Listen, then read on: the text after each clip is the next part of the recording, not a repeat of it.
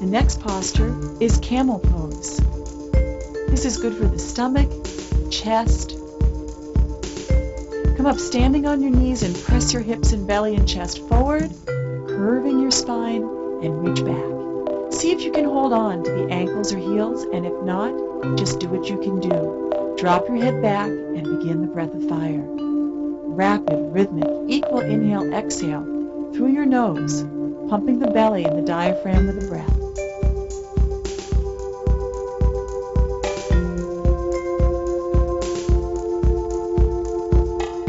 Inhale, come up with the hands and fists into the lower back to assist you. Exhale, sit on your heels. And come back sitting cross-legged in preparation for the next posture, chair pose.